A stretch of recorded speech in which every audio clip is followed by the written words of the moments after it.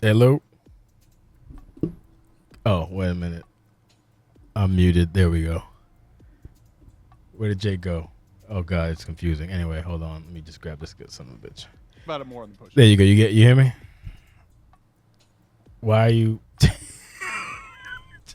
just grabbing this guy?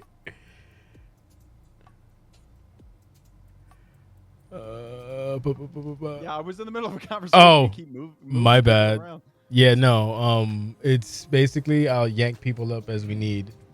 That's fine. To make it quick, because yeah, you got places to go, and I'm I fucking. can rewind. Oh, okay. Well, I'm living on a prayer, so I'm trying to be as efficient as possible. So yeah, so as I said, we're gonna do the post show podcast. I mean, me and Jake for the most part, but as we're progressing, we're gonna grab randomly from the Discord and just bring you up, talk your bits for a bit, and then we'll swap in and out. So just do it. We're gonna do it like that. See how that works. So I think to make it easy, tell them if you're interested in jumping on, stay in the viewing party. Oh yeah, I did earlier, but okay, I didn't. Matter of fact, I'll just do that. Yeah, hold on. So I'm replaying it here, and it's probably gonna wind up showing up on the Discord. But as we go, we'll grab you from down here in the Discord. So just be mindful of that. Now the big problem here is I don't know which racial slur to start with. Yeah, you're not starting with any racial slur. Anyway, he's back. You idiot. Hopefully everybody can hear us. If not, we'll figure it out. Anyway, that's Jake Allen. My name is JCS. Tremendous show. Don't mind my cadence. I am physically and mentally exhausted, so I fell asleep in the shower. Anyway, I know you enjoyed the show. Let's keep it. You want to do it freestyle? Or do you just want to go in order like we usually do? Let's go in order. Okay.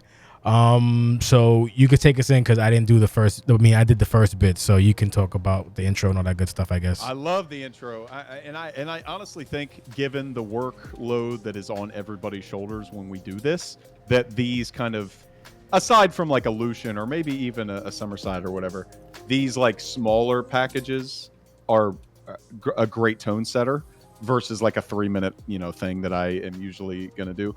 So I've loved your work since I backed off. That may come off as an excuse because I have not done. I used to do pay-per-view packages every year, but I just can't do it anymore. So, but whenever you don't have one readily available, these are perfect. It just sets the tone. It gives you the thematic vibe. You had the surfing and the San Diego stuff. Like, it's great. It was terrific. So thank you for doing that. Appreciate it. Just more next shit is to add lobby. On the pile. Yes. yeah. We got to add that to the checklist. Lobby DNS. We start with the, as you named it on the YouTube video for some reason, WWE music video. Yeah, I'm playing with stupid things, and we'll see what happens. I'm just whatever. I'll probably change it down the line. I see. I thought it was a rib on them, but it's for the algorithm. I see now. Okay. It ain't gonna work. We'll see. Yeah, no. I thought this. I said it when I was in the actual viewing party myself that you really don't need to be like Quentin Tarantino to make a hype package. Like, this shit right here is a great example. It recapped the whole thing and it told a story, which is what is most important. It really doesn't matter what kind of technical skill you have if you can do that. He recapped the entire feud, and a lot of this, to be fair, has taken place in text RPs. And so the fact Jim was able to convey that in a video format was great. It mixed up between like talking bits and the music and everything. Like, there's some nitpicky stuff I could say here and there, but in terms of what's the point of a hype package? To hype you up for the match, to recap everything that's led us to this point. He did it perfectly. So that takes us to the match. Match itself. This is the part where like it's gonna mainly be you, because I didn't have any ills about it. They did their best that they could given the circumstances, given the platform and whatnot. So I enjoyed it. I thought it might have been like, when I saw 15, I was like, oh, it's just gonna be kind of long, but it held my attention. Just that everything kept not working for them was hilarious. Bolek is leaning into not being an indie mark, which is nice. Like, a lot of his things that he was doing were indicative of the match itself. So he was like, he would be a dick, and then like when he was at fucking Pew dropkick somebody, he immediately dropkick Pew, and then was like, suck it, like shit like that. He was being a shithead, and then at the very end when DNS basically came together to put the old man through the table, and then what's his face Bullock is like, I'm so smart, I'm so smart. I was like, yeah, that's he's learning. That's why he got promoted, I guess. So that one really good for me. So with that being said, Jake, take it away, and then I'll grab somebody from the pool. Yeah, Bullock is great. I think he's had the most character development through when he started to where he is now, and he was one of those guys who jumped into storylines and jumped into collaboration from the beginning. I know we had one of our newer members in the viewing party say like, "Oh, just because I lost, that doesn't mean I'm not going to get future opportunities, right?" And it's easy to like point and laugh at a comment like that, but we are a niche within a niche, and it's super weird. It just is. So everything is completely facilitated by the community. That's why I love this place. Like the collaboration, the community, all that stuff is great. So the fact that Bullock was able to pull that into the position he's in now as the international champion, I love that he was able to get on the card as the international champion, not in an international championship match. Like he's got his own other things going on. He is the champ, but being a mid card champion and being in this kind of high profile tag feud is, I think it's super cool. It's unique. So yeah, a big shout out to Bolek here. We'll talk about the promotions later. Bash though was the MVP of this match itself.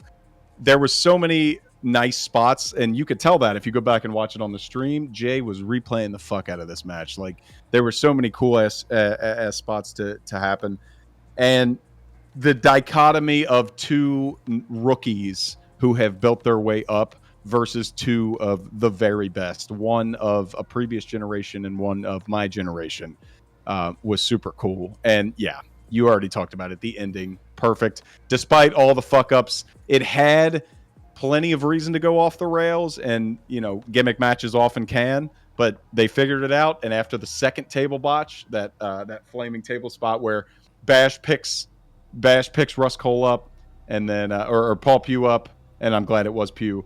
And then Bolek sets the table on fire, and then he plants it. It was such a seamless thing. It looked very designed, but that's the thing about OCW. When things look designed, they're just not. You know that. We know that because we exist here. So a great way to start the show. Another testament to your booking here. Yeah, and with that, I'm gonna grab a guy who was in the match real quick. So I'm gonna grab him up from Discord, and I'll bring his ass down when he's done. Jimmy, unmute your mic and tell us your thoughts on your match. Unmute your mic and tell us your thoughts on your. Yeah, that's what I'm talking about. Go ahead, go for it, buddy.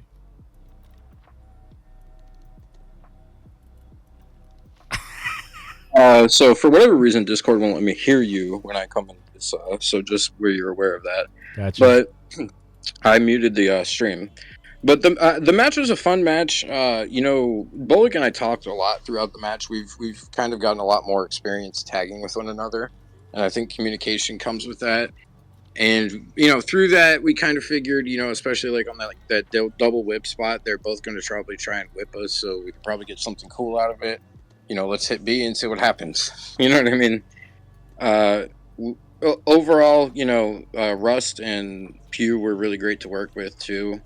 So, really enjoyed that, and really enjoyed getting to put Pew through a burning table. Yeah.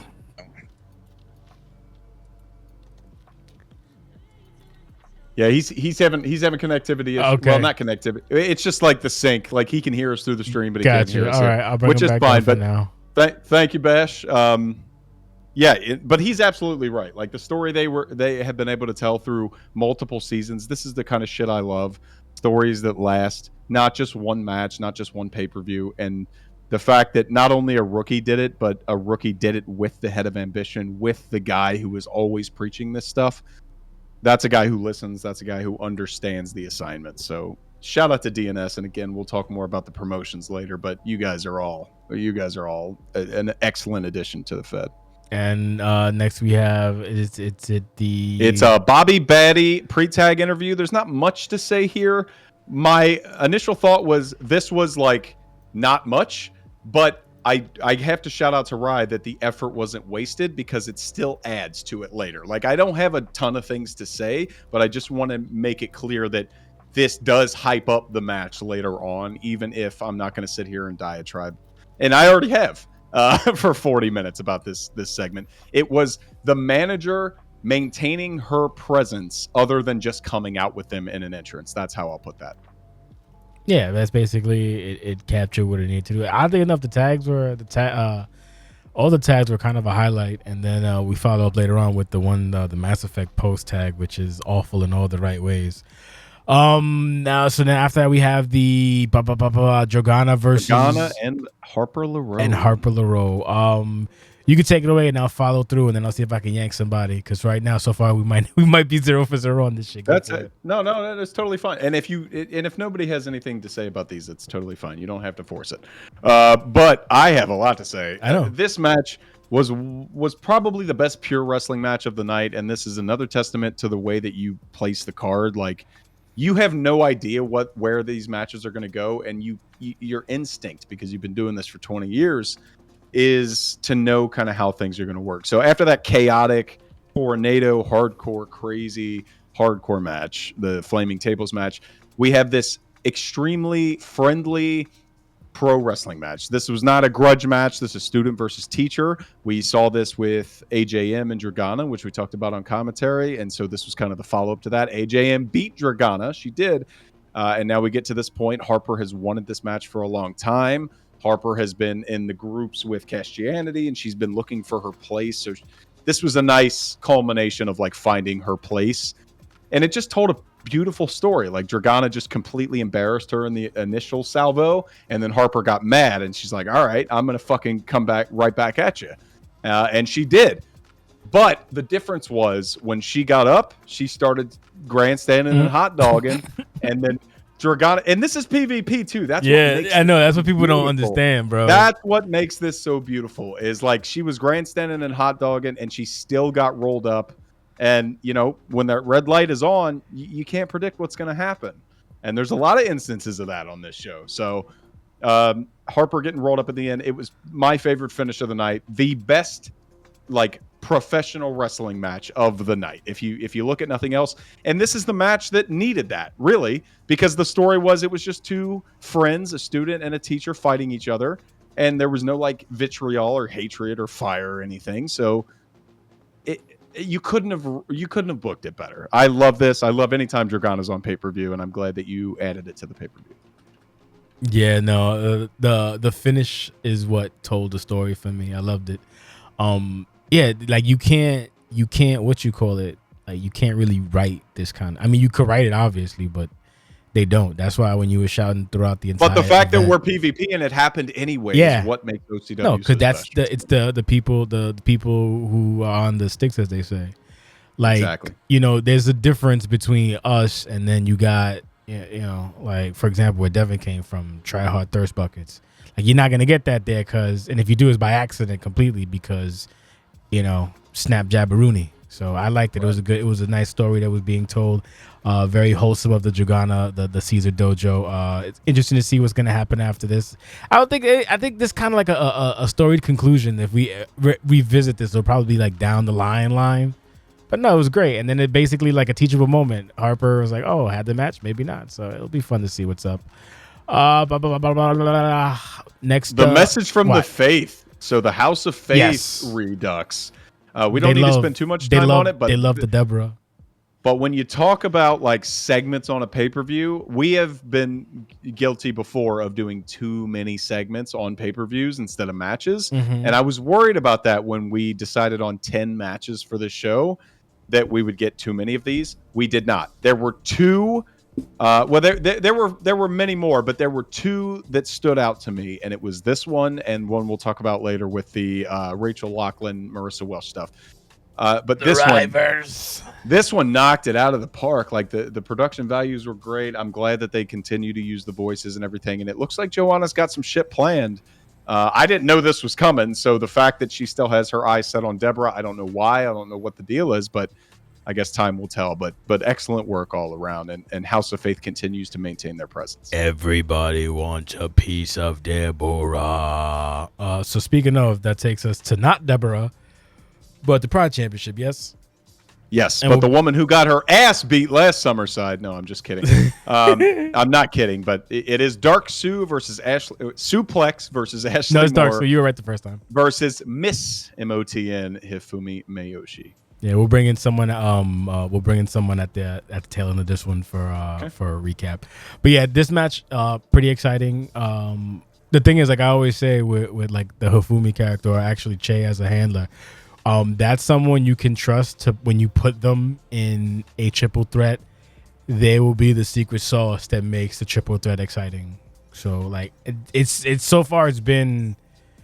How many I can't even name how many triple threats already, but they've all had something, and I'm attributing a majority of it just for the wrangling that is the handler. But in this case, it's a Hifumi exciting match. Everybody got their shit in at one point. Hifumi fucking knocking everybody down, Ashley kicking the fuck out of people, then Sue fucking hossing everybody. The finish, if you will, couldn't have been more spectacular, I guess. It worked. Everybody got fucking Michinosu driver. So, Jake, you're more eloquent. Take it away. Yeah, what you were saying before, and like it's funny because Che, the handler of Hifumi Mayoshi, Harper LaRose, Cheyenne Loveless, congrats on the promotion, is very, very good in the same way that most of the people on this pay-per-view are, but the way that she was able to quickly get to that point is what is jarring, I think. And she is the secret sauce, and we saw it On Deadly Ground. Yeah.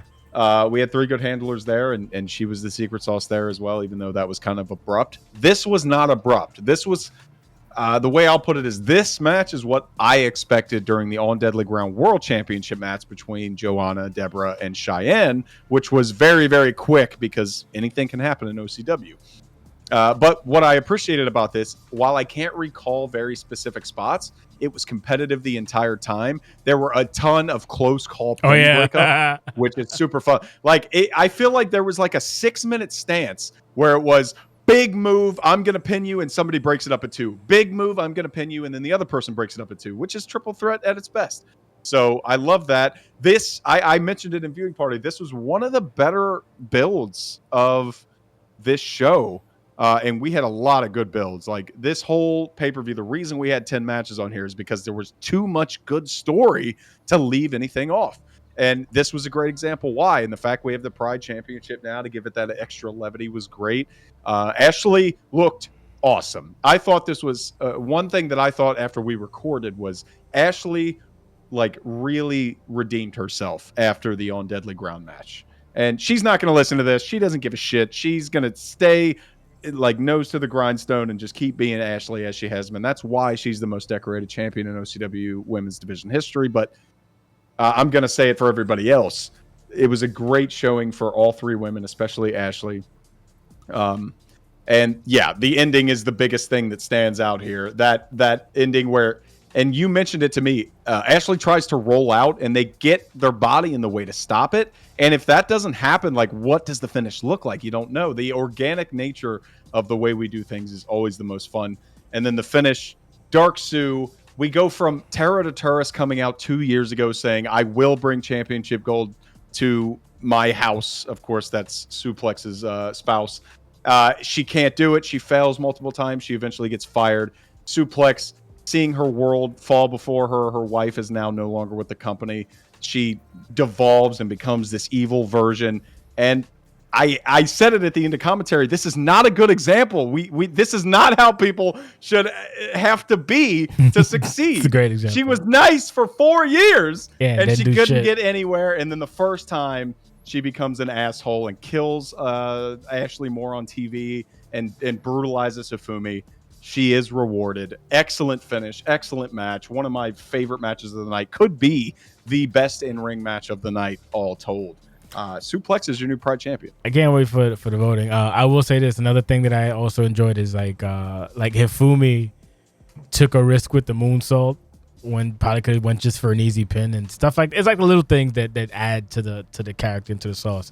So we're gonna yak somebody from Discord up for a discussion on this spot real quick. So random, not so random. Are you there, caller? Caller, are you there? Add your thoughts. Yes. On the women's Pride? Yes. Great match with the back and forth. I'm happy to see Ashley lost because she just makes me dislike her, which is exactly what she probably wants. I wish Hifumi won for gambling needs, but alas, I lost like 20 grand on this match. But it was intense. That was how you should do a triple threat in OCW. No cowardice bullshit, I think is Yes. what you're getting at, right? Yes. Everyone was no going cowardice. at it. And the positioning of bodies at times was also kind of crazy because there was a few moments where people were trying to roll out but couldn't. And I think you shake that up a little bit. This match probably could have ended even sooner. Didn't run too long. Several times over. Yeah. Like, anyone could have... Like, there was multiple instances for any one of them to win the match. So, great job. Fantastic. So we'll hold you in for another one just for the sake of experimentation and or brevity. So we have believe what's next is the Perfect Storm and Future Idiots video package. Okay, so the Perfect Storm video package. So I'm venturing to guess that was Jake Allen production. No, it wasn't. No, actually. I didn't make really. it. Yeah, of course I made it. What are you Yeah, fucking don't crazy? fucking let him lie to you. Yeah, no, Come it on. was it told a very, very good story for the man, the myth, the idiot John Carter. That was like that stuff that like people need, like that little extra buzz or whatever. The whole, did he do it, was me kind of shit. I enjoyed it. And then you go into the whole fucking aggressive Perfect Storm. And I guess someone found a new band after WrestleMania. So good for you. I guess, Brian, since you're here, you can take it off, and then we'll take it to Jake on the video.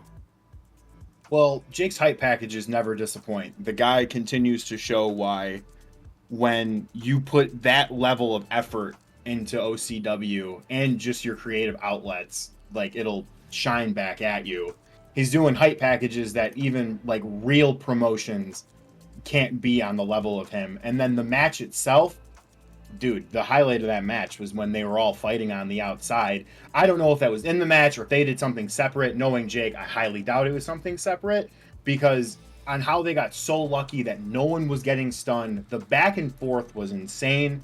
And then I don't think, regardless of who won or lost this match, neither team was hurt.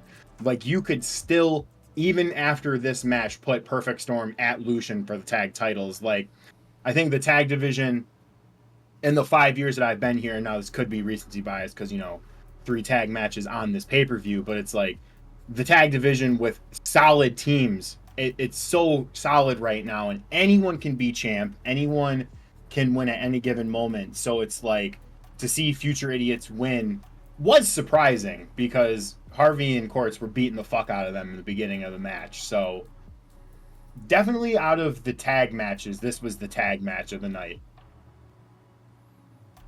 Jake, talk about your shit. Yeah. First of all, I resent the fact that I have a new band after WrestleMania, because this was not my song choice. I am a huge fan of Nothing More, and I do love this song, but I didn't pick this song. It was way, way before the match even happened. This was like weeks ago that Jamie said, hey, if you end up making a hype package, I love this song because the lyrics make sense to the story. We build a house on sand because like it plays up to John's fidelity and his lack of care to the team. As storms come in, as more issues come into things, then it becomes a problem. And that's what the whole song is about. So I was like, all right, great. So I used it, and immediately, like I knew the song, but immediately listening to it, I knew what I wanted to do.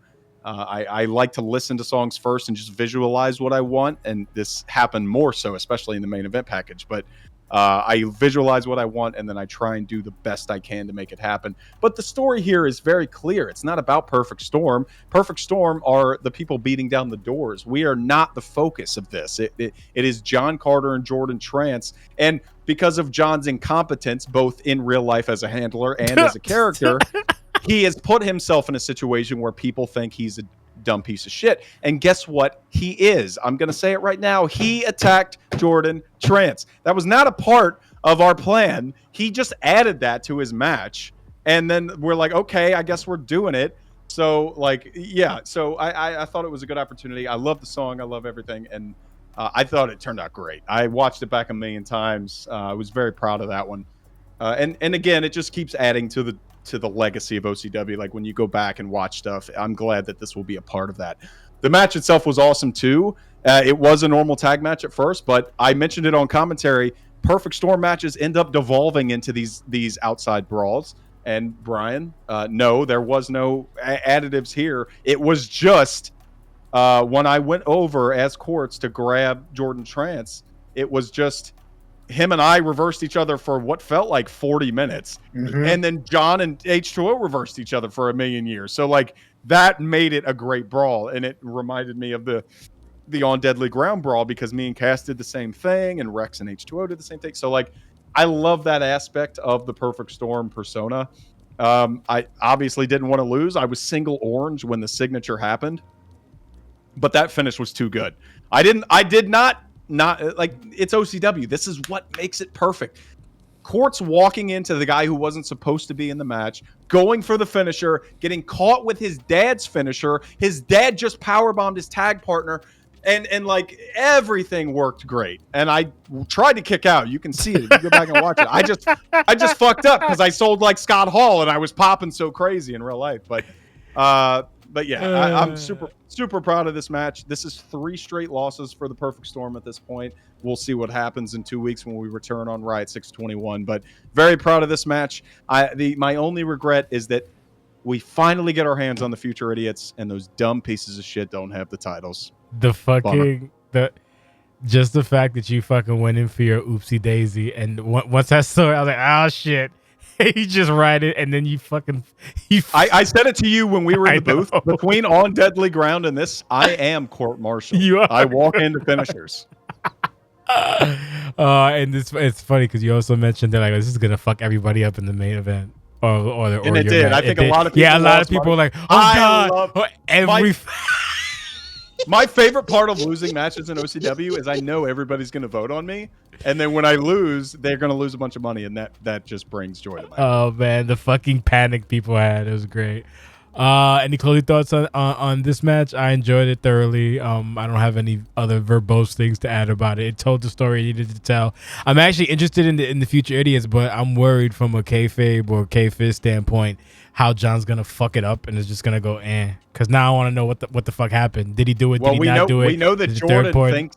We know that from the entrance, Jordan thinks he knows who did it. We didn't get a response. That's what I'm saying. I loved your call at the end of the match. Give him a mic, please. Give him a mic. I want to know who the fuck did it. I want to, I hope it's not something stupid. I hope it's something good, and I'm invested. I don't like getting invested in stupidity, so we'll see what the fuck happens. Any closing thoughts on this?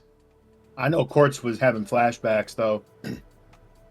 Wasn't then CQC had a moment like this, right? I think it was when you guys was it Inception? I'm glad you pulled somebody in here. This was a very similar storyline to the original CQC stuff because Jitu lost in the Road to Gold tournament for the original international championship when you brought it back. Mm-hmm. So he left and Rust was left by himself at Road to Glory against KD and H2O, or KD and Tyson Wagner, and then Ines returned. It was very similar there. I recognize that as well, but it was a cool callback there too.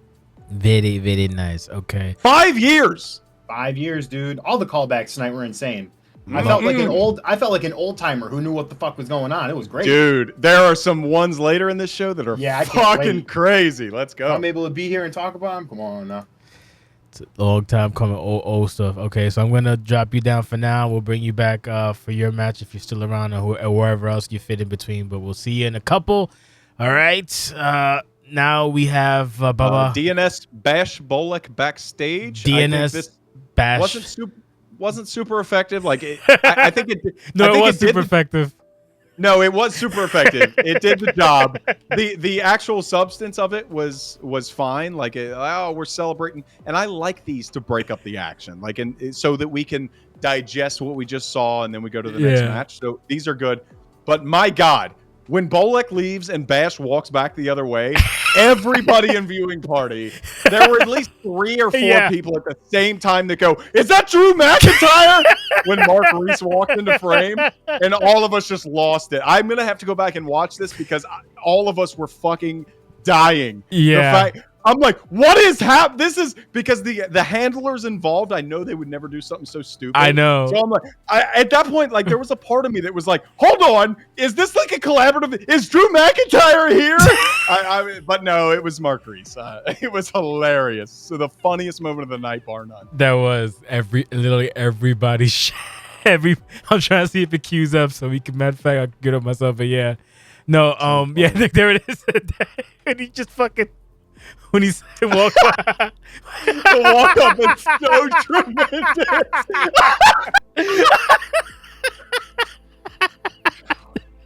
Holy shit.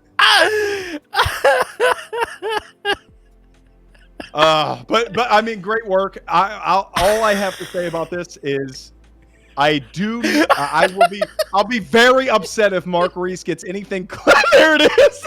Again, just cue it right back that up. segment. I have to clip it because that is Drew McIntyre.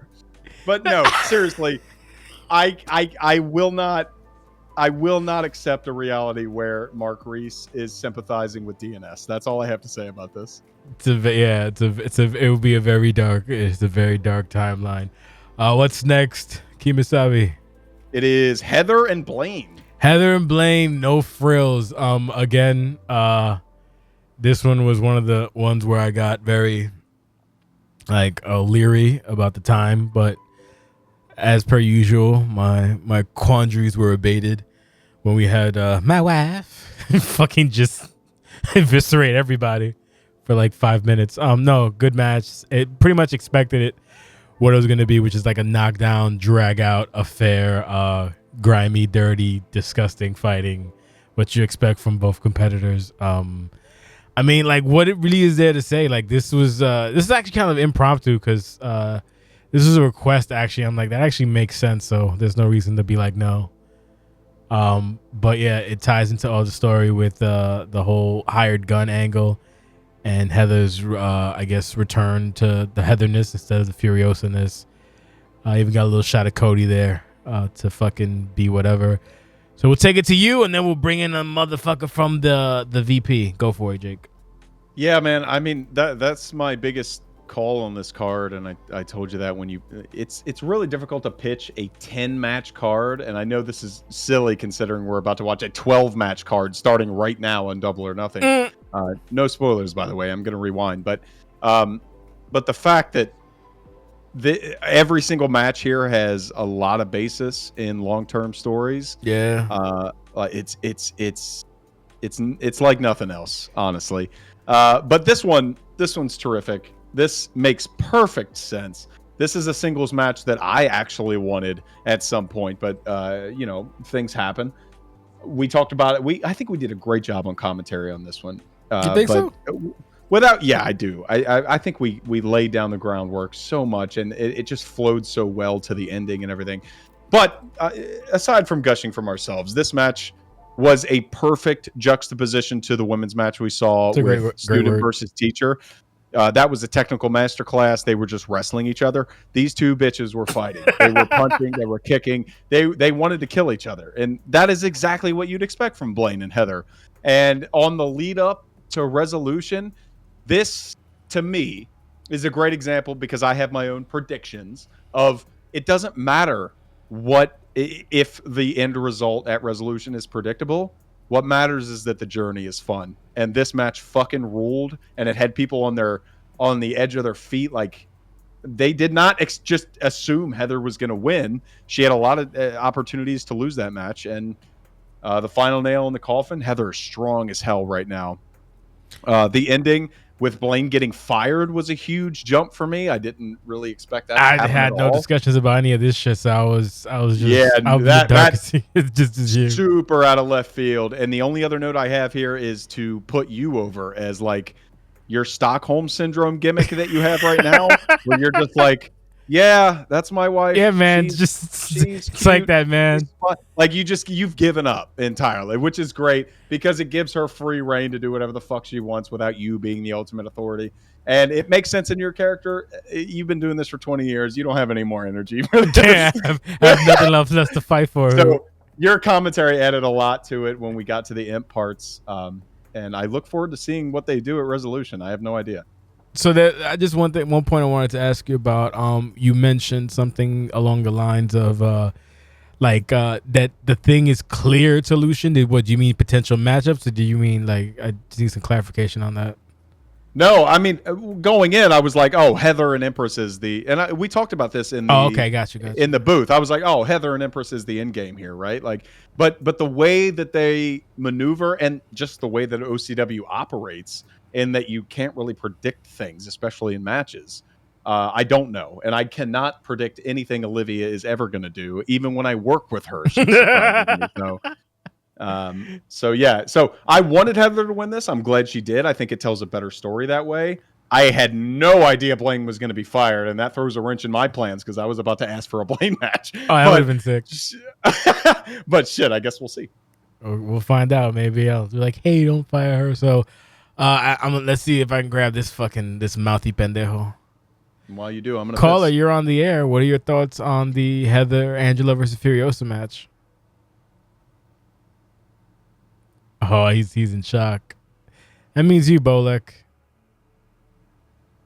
Oh, this is very unfortunate. He's on his Xbox, so that means he probably doesn't have a mic connected. Well, I do. Oh, there you are. There he is. Your thoughts, sir? On the Blaine and Heather match? Yes, sir. Yeah. Do it. Great. Do it.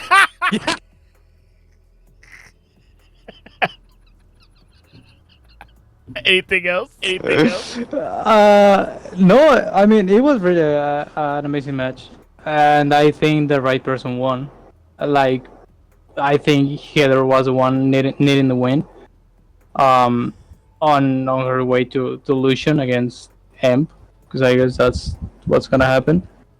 So, yeah, it was amazing. Like, I can tell you much about Blaine. Because I don't really know much about her. I know she used to be like a good character here. But yeah, I'm happy Heather won, and yeah, I'm so Cody is gonna celebrate with when Heather. he said the thing. Yeah, no, and he has me on Echo. So you know what? You'll fix that the next time we bring you back because I want to ask you how it feels to be no longer a rookie. But we'll get back to you in a little bit. Anyway, yeah, no, he said the thing, and I fucking almost choked on my water. But thank you, Bolek. Sorry, Bolek. It's okay. No, we'll bring him back. It's fine. We know. Well, no, I didn't know if he was done. I just. No, I know he's done now because I'm not hearing myself in fucking mute. You've made that a point. Yeah, no, but yeah. What's the next one? When he said it, I fucking popped. It is Talos and Jinx segment, which I liked a lot. I don't know if this was supposed to happen because I know that there was the issue with the submitting in the wrong area, whatever. Anyway, it doesn't matter because this worked well here. I'm glad to see Talos and Jinx on the pay-per-view. And like I mentioned with Besh and Bolek, this broke up the action in a lot of ways because especially when you're watching a viewing party, like people are still reacting to the end of the last match by the time the next segment starts. So this served as a nice buffer. And then you go, oh, hold on, shit is happening. And then everybody gets back oriented for the next match. I'm glad Talos and Jinx is not over yet. They didn't abandon it, especially after Talos lost the North American Championship. He's aware of things. That's one thing I noticed, that Jinx doesn't have this like omnipotent force over people.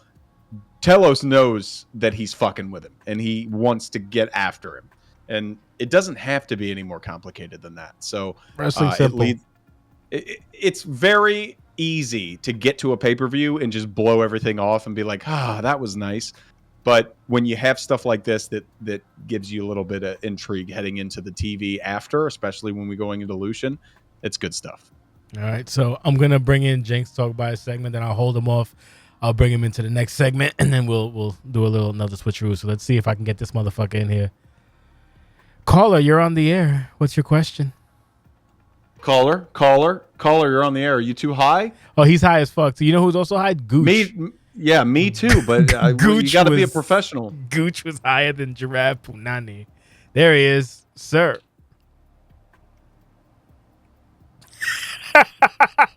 He'll get there. I know. In a little bit.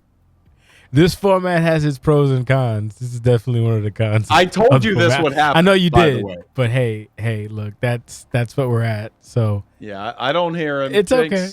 Sorry, caller. We'll get you back in a minute, Jake. Next anyway, one. Fix your mic, bro. Anyway, get your shit ready together. All right, so we'll touch back on that one. So now we got the Scum City joint. Scum City death match. This was a controversial point of the night. I think. Do you think controversial?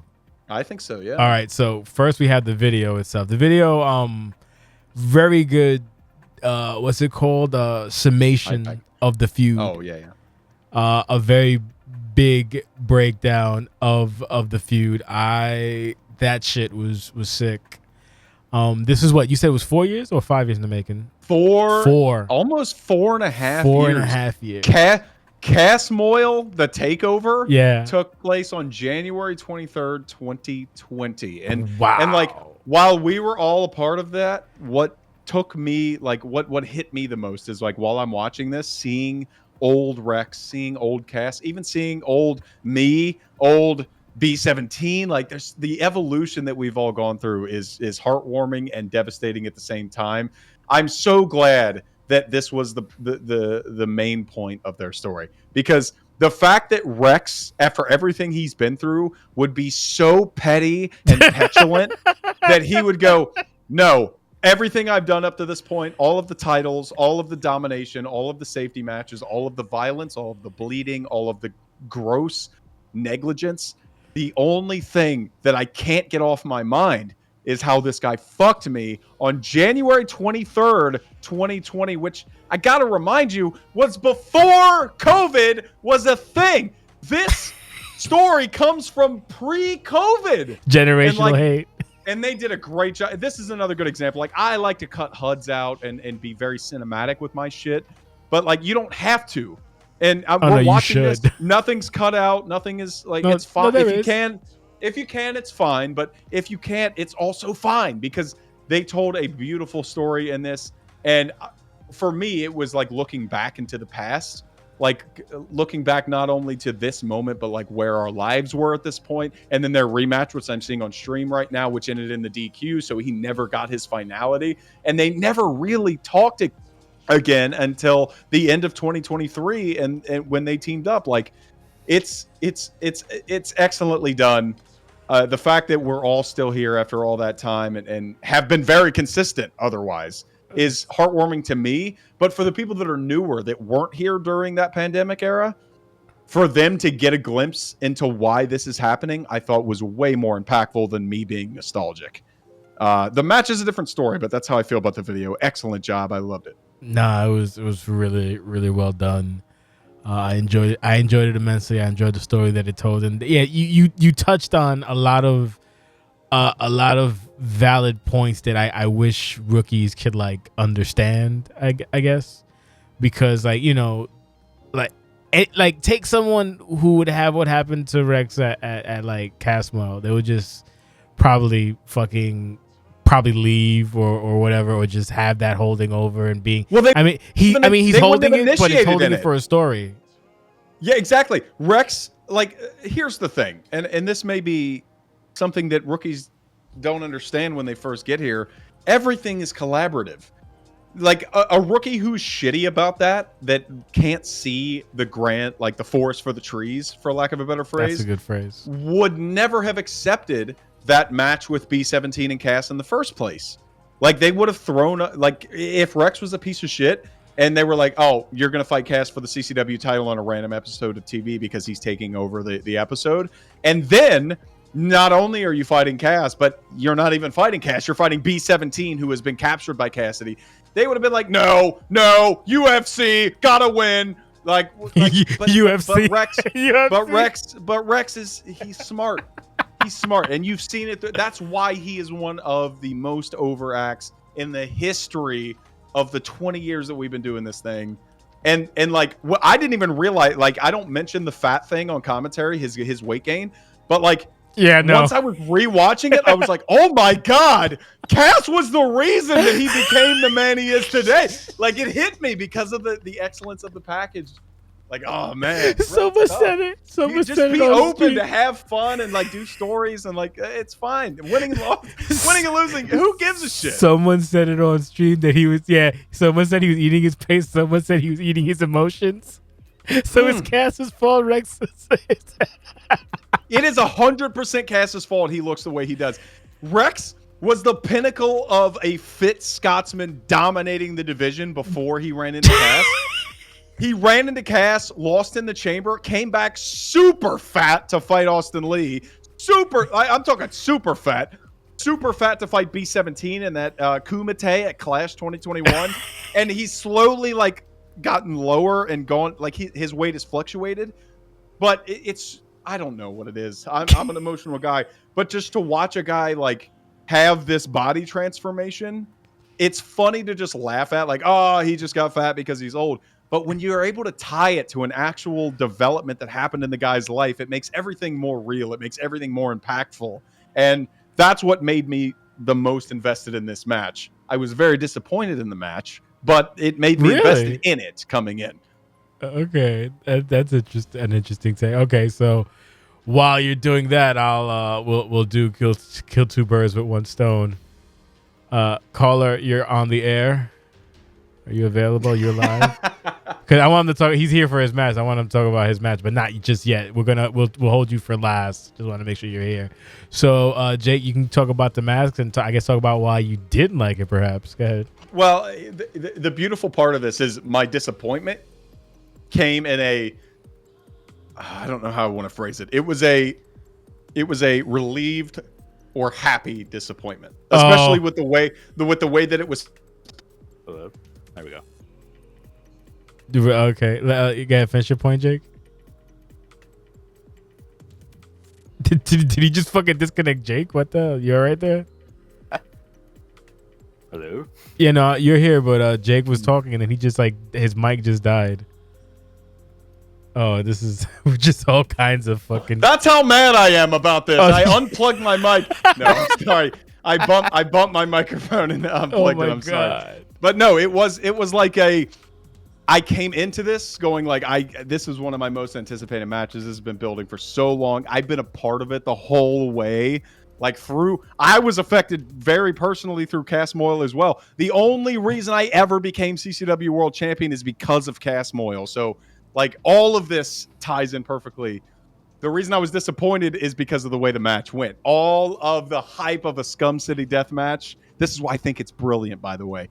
All of the violence, pulling up the padding to pile drive Austin Lee at Resolution, murdering Jacob Trance, killing an S Quartz and knocking his eye socket out to turn him back to the other version of Quartz. And you're expecting like, okay, what's going to happen here?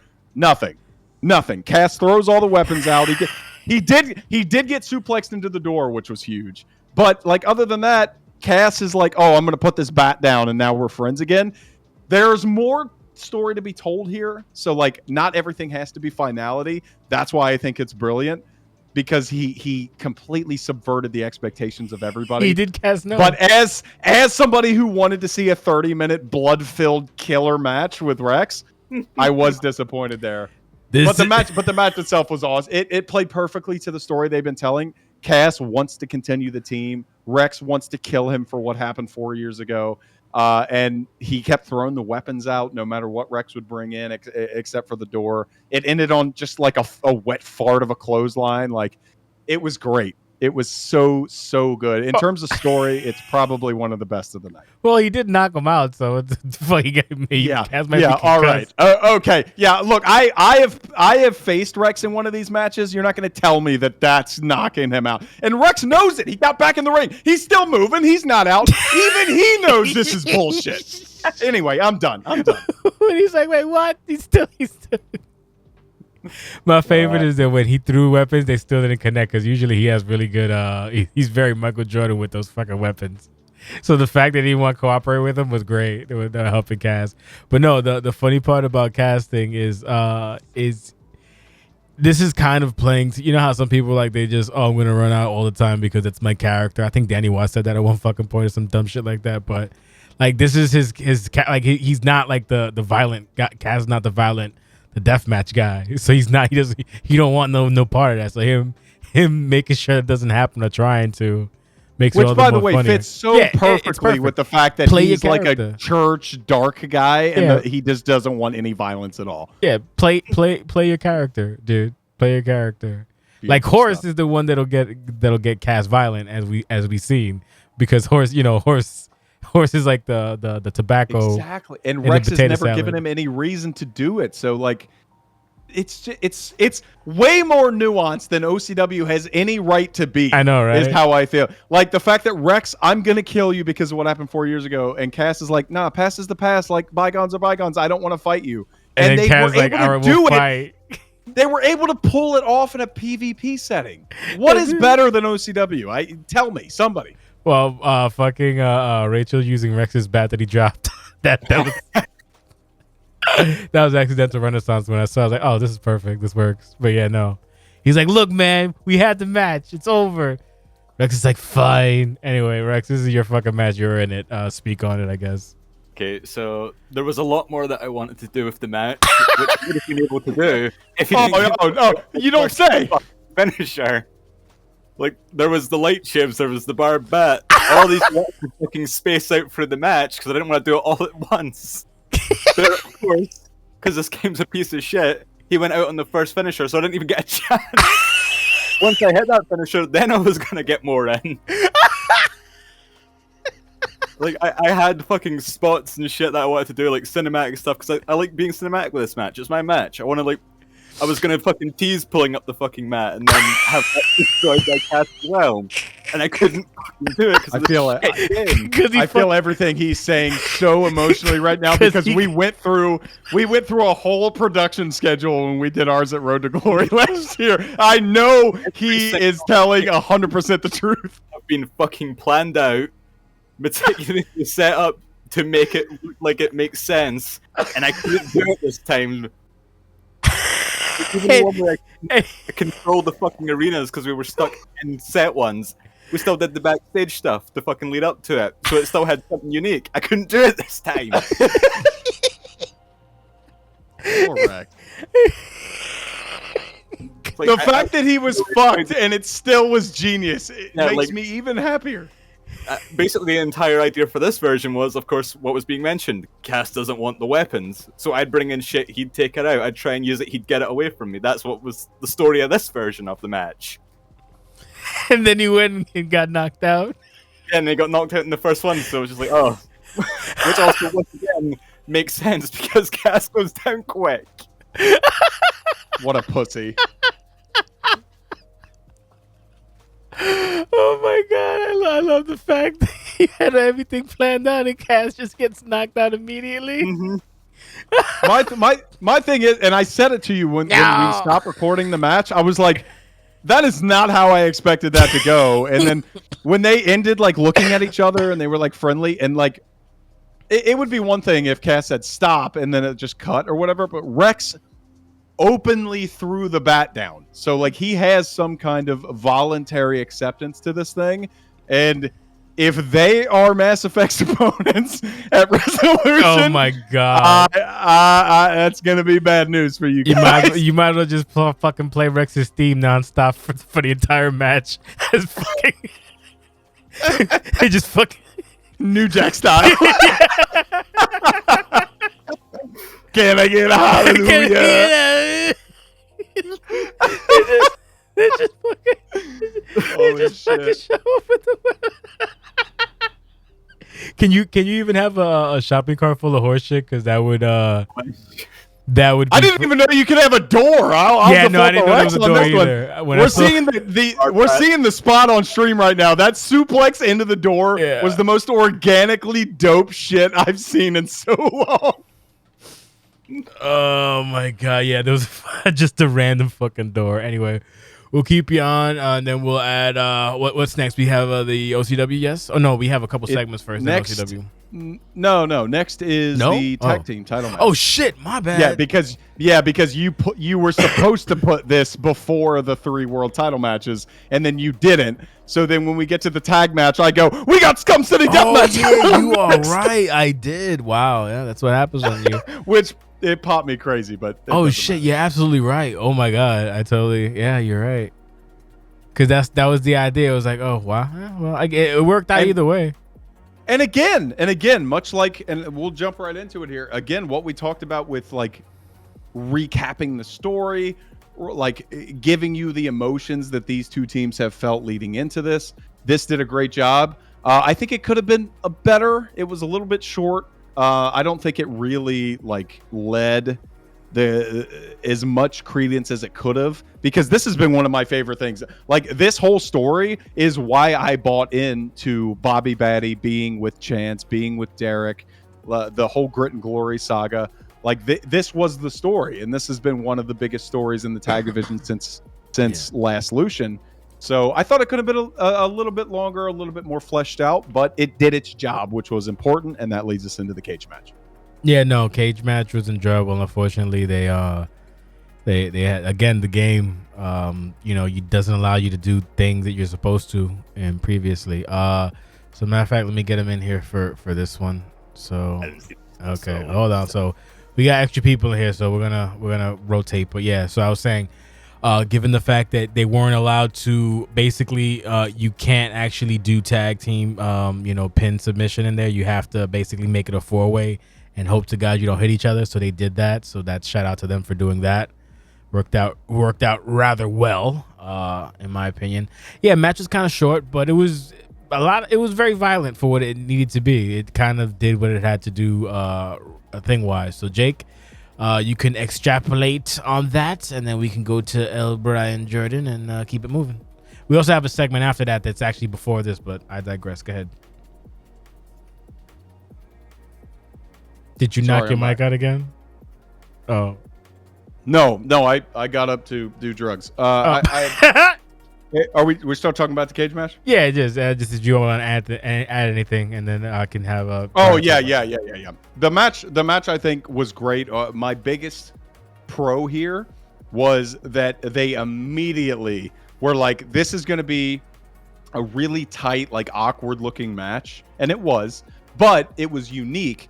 And they knew right away that we got to use the cage. We got to use the cage. And that's been some of our problems with cage matches in the past, is that they don't really utilize the cage very much. Man, they utilized the fuck out of the cage in the first half. And I thought that did a great service to the second half of the match when they didn't use it as much, because they beat the shit out of each other in the first few minutes. This is a short match. Like, they killed each other in the first few minutes. And then in the second half, it was like a battle to stay alive and a battle to win the tag team titles. The finish, even though it was probably unintentional, as a viewer, I thought it was tremendous. Dev, after doing what he did on Ambition, putting the Dev Buster over, he hits it again on Chance, and like, that animation looks crazy. But the fact that he hits it, and then they all stand around and like try and subdue Derek for a while before pinning him, that puts that shit over, dude. He put his head through the concrete below the ring canvas. Like, man, Mass Effect through all this time. We talked about it in VP a little bit. The tag title scene has been dominated by long 300, 400, 500 day reigns. And I like that we're breaking that up now. We're going after it. A lot of people have criticized the reason that these reigns happen is because the tag title scene is not burgeoning. It's not diverse enough. And you cannot tell me that it's not diverse enough now. We have 3 tag team matches on this show, and even more tag teams that are waiting for their opportunity. So, like, the fact that this happened here between between G&G and Mass Effect, after all the time that they have waited to get this match, was great. There's definitely going to be another match on the horizon. I don't know if it's going to be on TV. I sort of hope it is. But whether it is or not, it's just very exciting right now to watch tag team wrestling in OCW. And I can especially talk to that because doing tag team matches in this garbage fucking game with all the custom arena, Oh, I'm custom aware, characters and everything. It's a nightmare. It takes like 90 minutes to record a match because you have to sit there in lobbies and just disconnect forever and ever and ever. It fucking sucks. So the fact that we were able to pull this off and all 3 matches were awesome, it's terrific. I mean, before we take it to O'Brien Jordan, all I'll say on the tag front is there used to be somebody who used to cover online, not like what we do, but just cover online matches because that's what they would do nonstop. They got into the club, I guess, with the WWE Games Club, and they had one video online when the game came out, and that's it. Nothing else with online. I just found that to be funny. I guess when your bread's not buttered, fucking my mouth. Anyway, back to the action. They ain't got the patience that we do. They ain't got it. It's not they ain't got the patience. It's broken, and they can't say it's broken, so they're just gonna pretend it doesn't exist anymore. Anyway, Brian Jordan, it's your match. You're up. So, in hindsight, actually, after looking back at this, I have to say probably this match was my most frustrating out of probably the entire time I've been in OCW because I love Devin and I love Rye. Derek shows up once every 34 days, so he's chilling. But doing this match I think was so frustrating on the fact because, as Jay first mentioned, you can't do a 2 versus 2 in pin or submission. Which why? Why is that a thing? And then the match I don't feel is very balanced in what shit does. So when we watched it back live, I hated it when we first did it because I was like, dude, this isn't a good pay-per-view match. The feud deserves better. The VPs in it deserve better. But looking back at it, I'm not as upset. It was a clusterfuck to play, but obviously you're in a steel cage. You have 4 feet, but I'm just very proud of the feud in general because I think we've seen, with the Lobby and Perfect Storm, the Lobby and DNS, Cast Scum and Perfect Storm, Future Idiots, Grit and Glory, this feud, Grit and Glory with Mass Effect, they really, you don't have either tag team without the other being present in some way, form, or other. So being able to finally get this match and have a fucking steel cage match for that matter on a pay-per-view just made me happy. But this stipulation can burn in hell. The online servers can go fuck themselves. And I'm super proud of the boys for winning the titles and making one of my dreams come true by seeing, shorter tag title reigns and not just 1,000,001 day odysseys. Well said. The saga like Wu-Tang. So since there's only this well, I'm gonna slowly Just keep me in here, boss. Just keep me in. Relax. Right. Let's get this guy.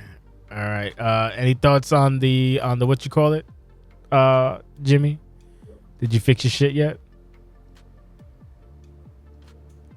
I think the problem is they're not prepared when I grab them, and it's jarring. To be fair, I told you that this was not going to make it shorter. You did tell me. No, it is actually shorter. We're making. No, it isn't. I just can't. It plays it through my normal headset on my speakers for whatever reason. But that's why it fucks you up. So thoughts on the tag match? Fuck, because he has to process first. He's waiting for the stream. Yeah. The tag match I thought they did really great. With the whole thing with the cage and Brian was saying, it's kind of a condensed area.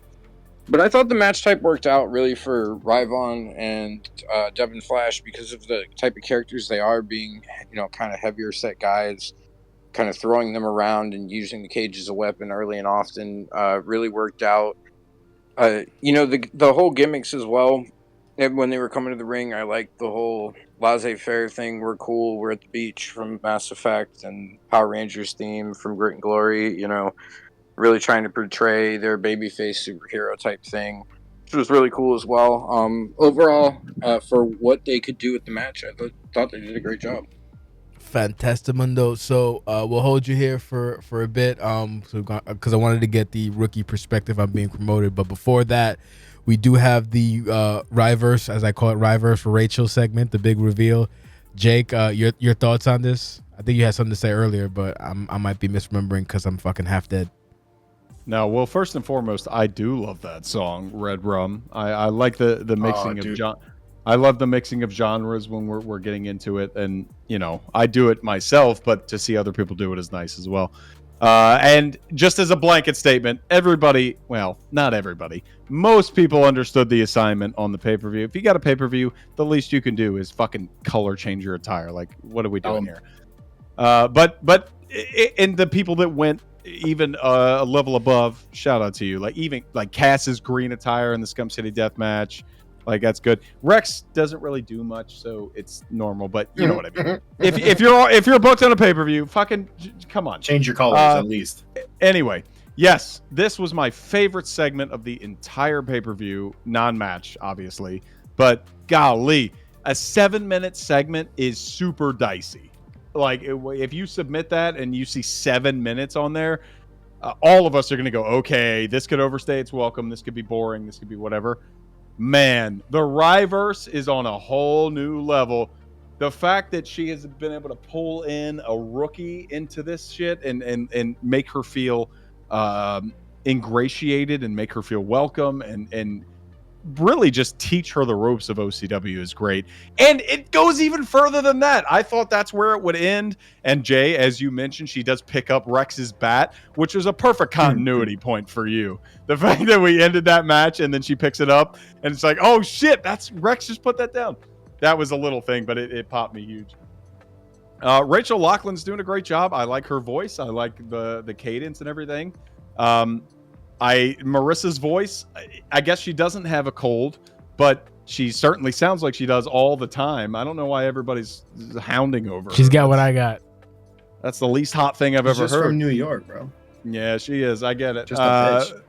I'm just kidding with you, right? But the all not disregarding the previous storylines is what I appreciated the most out of this. Like, Marissa was intent on mentioning, like, well, you know, we're friends, but, you know, Iceman has got me in the doghouse back at home, and, you know, we're friends, Rightfully but, you know, so. Iceman and Trey got this going on. Yeah, not ignoring it is what I appreciate. Yes. Like, it's so easy in pro wrestling to just, like, disregard. Like, that was the old storyline. Who cares about that? He's gone now. Let's move on. But the fact that she is paying respect to that is great. This was tremendous. This was the most sports entertaining part of the night, and it put over huge 5 people at minimum. Like, the Ryverse, if you're getting caught in the Ryverse, you've done a good job. Yeah. Succubus, bro. Go ahead, Brian.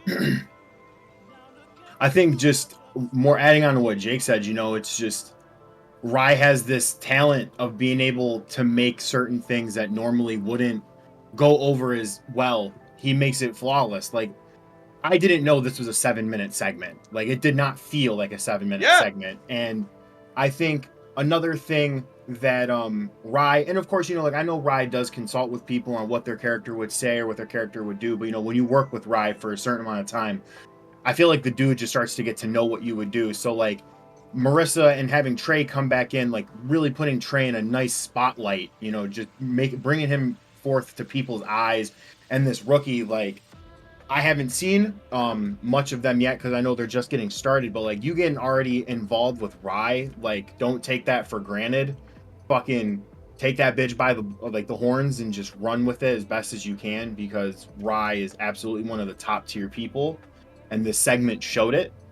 And I genuinely, I know, like, it's probably a really big stretch just because of how short Rachel has been here.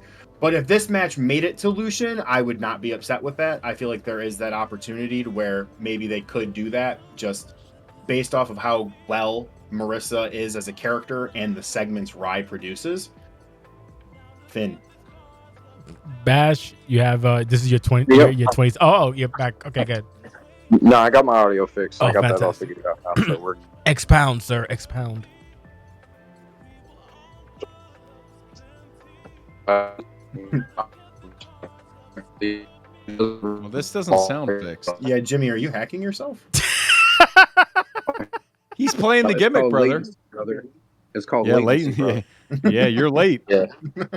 It was latent, that's for sure. But anyway, it should be working now. But yeah, you're good. Go ahead. Yeah. Yeah. Rachel, excuse me, has done some really good stuff in the time frame that she's been here.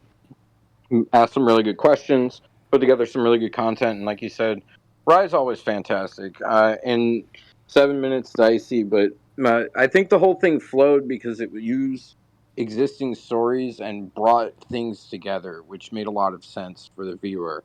And for me as a viewer, when you can kind of bring things together, that's when they make the most sense for me. So I want to really applaud that part of it specifically.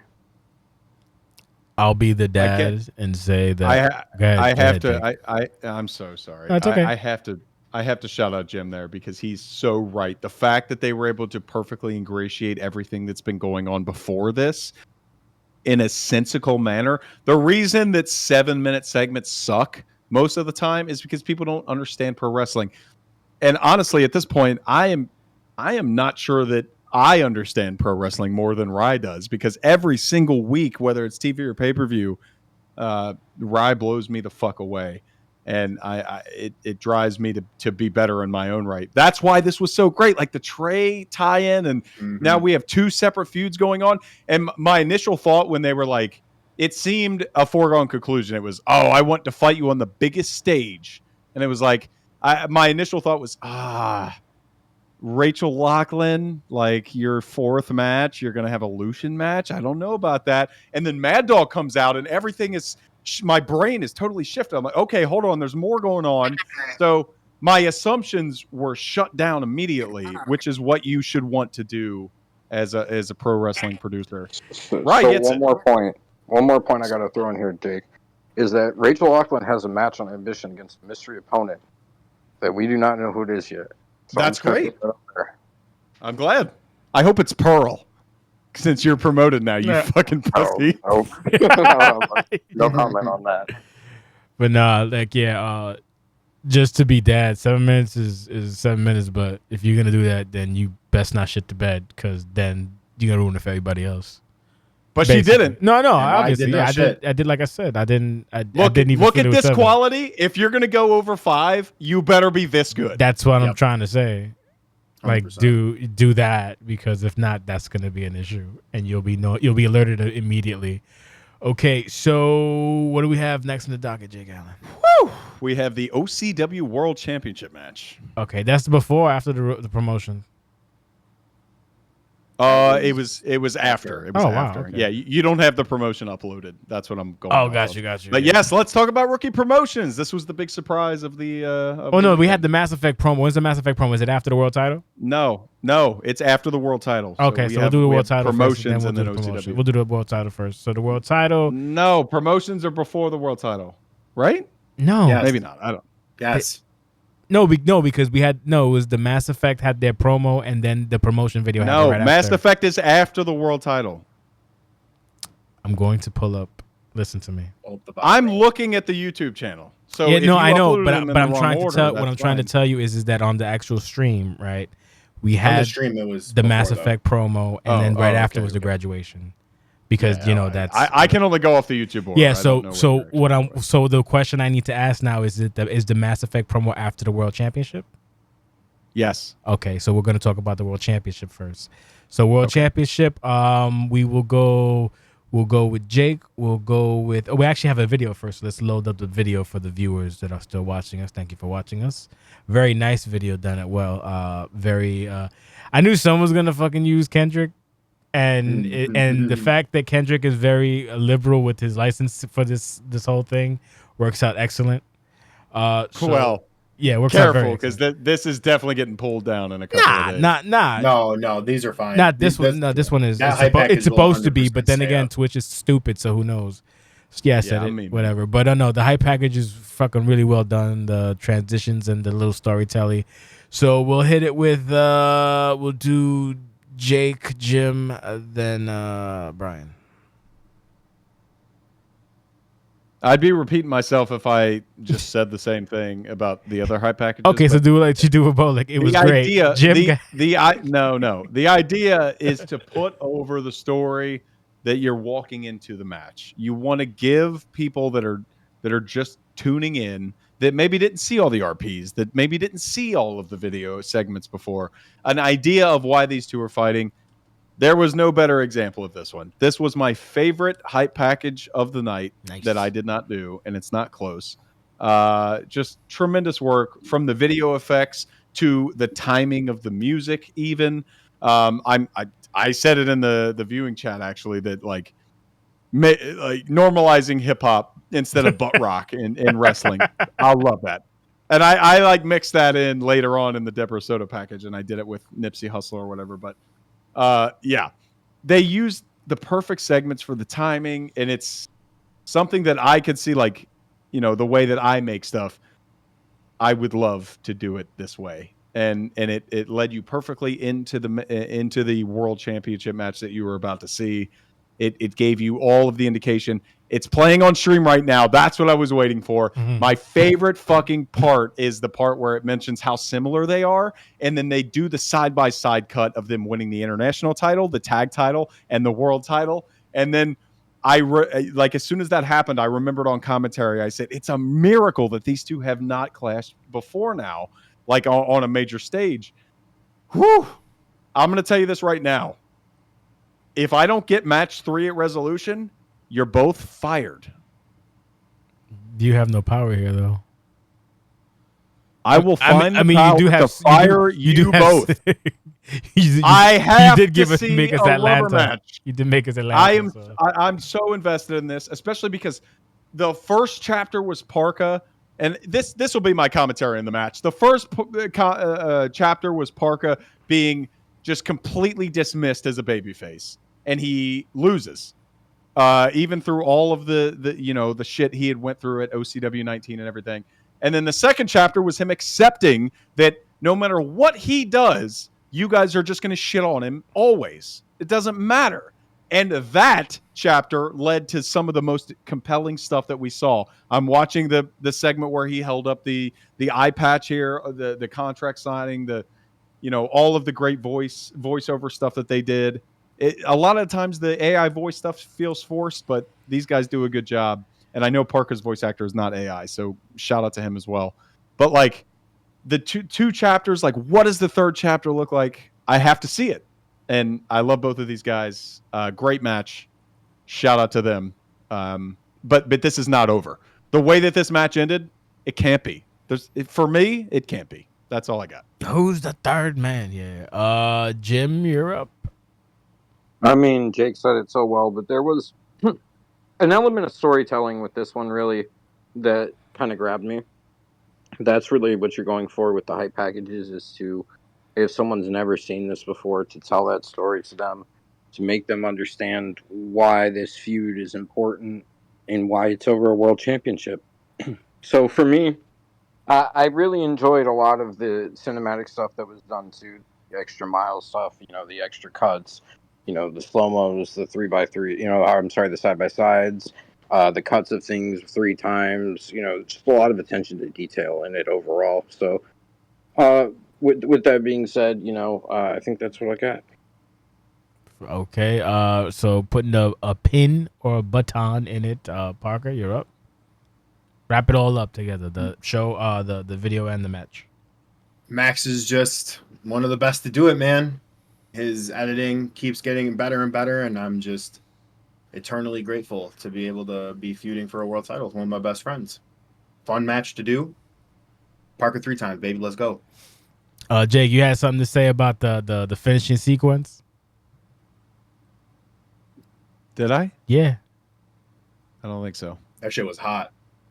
No, we're talking about it was the punchy thing, the hockey thing. God, it didn't split. No, you brought that up. Yeah. See, that was my issue. Jay brought this up because I said it in the booth once we finished recording it, that once you guys got into the punch off, Max was willing to go for it and you were not. And the first time you did the taunt, I was like, oh, this is sick. Like Parker's like, come on, give me your best shot. And then the second time it was like, oh, he just doesn't want it to disconnect because, he's in control.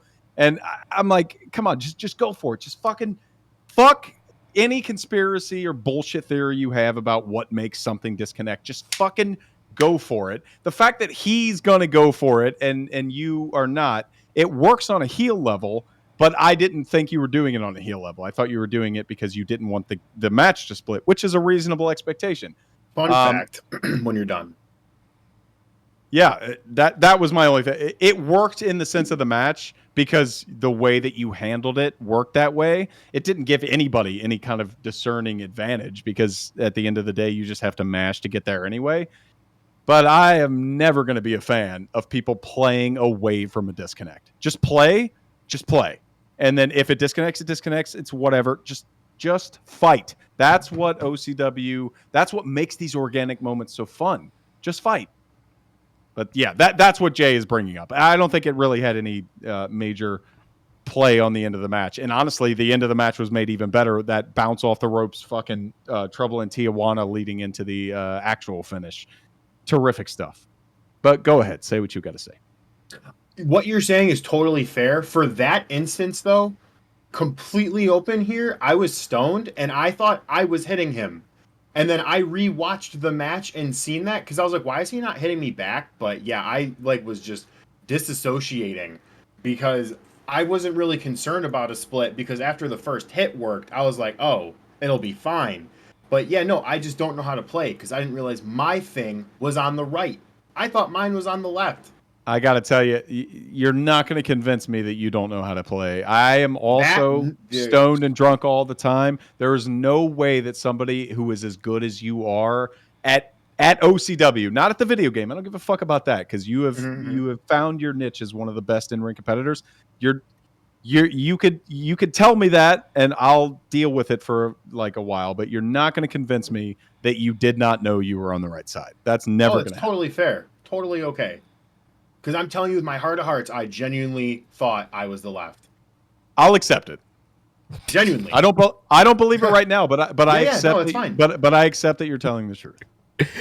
Okay. Now we have the tag, the nasty tag work. I like the promo. Devin's stupid voice is adequate for the promo. The verbiage used was also very nasty work. I don't know. I'm like I said, I'm fucking dead, but I'm not hating anything. I'm very pleased. The voice thinking wasn't bad either. I expected it to be like that when remember when Owen did it and his it had like that weird commercial thing when they were first learning how to use AI and shit. This one felt more natural, so it was nice. It was nice to that was because of Ryvon's DVEs. They did a great job zooming in and making sure that the area that is distorted was as small as possible, so that it did not look unnatural. Yeah, there you go. Either way, I liked it. Devon has a perfectly he has a voice that doesn't match his fucking size, but whatever. What are you gonna do?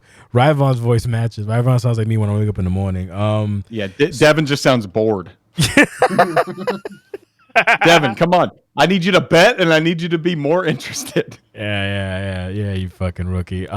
So I mean, it's not really not much to add. It was like solid work. What the fuck? We expected solid work. When you're here, basically, when you're here, it's generally going to be solid work. This is the reason Mass Effect and Grit and Glory are so over. It's the same thing that I talked about when Bobby Batty cut her promo. It's the consistent, almost a requirement to be present. And that's what Rye does well, and that's, Rye is a part of both teams effectively, so fuck. Yeah. So then now we got the promotions. Steve! No, it's the promotions, then Steve, remember. Sorry, we got to do rookies first. Remember, for rookies promotion, the elderly came out after the rookies. That was on purpose, by the way, too. I just love Steve. I love Steve, too. So the rookie promotions. I guess we can fucking bring in this mama out real quick because he was already mouthing off immediately after being promoted. Great. So we have our rookies. Well, two of them. We're not going to be done until fucking 10:30. No, we're almost done. We got like 2 matches left. We're about out of here. We can remember adding more people just to speed things up or move things slower. Anyway, oddly enough, all I'll say about Jim is he fucking, I don't know, hacked the system. He managed to carry quite a few people up. And the people that didn't graduate, for whatever reason, there's another graduation thing in maybe a little bit after or a little bit before Summerside. So I wouldn't be too pressed. Just do what you do and you'll see what the fuck happens, I guess. So Bash, any thoughts about fucking carrying a bunch of people to rookie? Not really, because obviously they have to do their own thing to make it, but you get the premise I'm making. And look, fucking Devin shows up now. He's like, I want to be in the chat too. Go ahead. I think our rookie class specifically was very tight knit. We got together early, and eventually added Bullock, and it just was something special.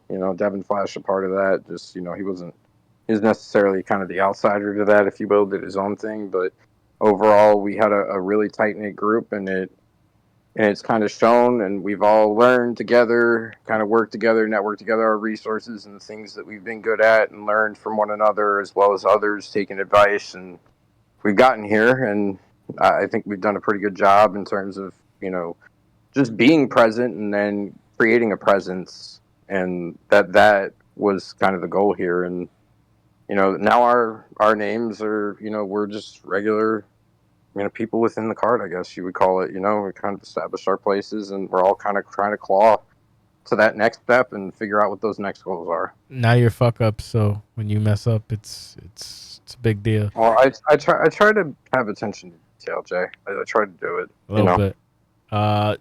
Devin's here. I don't know if you can hear us or whatever, but any thoughts on your promotion? You fucking nerd. I don't know why you gotta disrespect me. Come on now, stop acting like you wasn't in the DMs. Like, you're doing great, Devin. Don't give up. And Devin. I also called you a fucking clown in the DMs. Proud. You should be proud. Oh boy. The one good thing that came from that colony was me. I'm just happy to be here with everybody.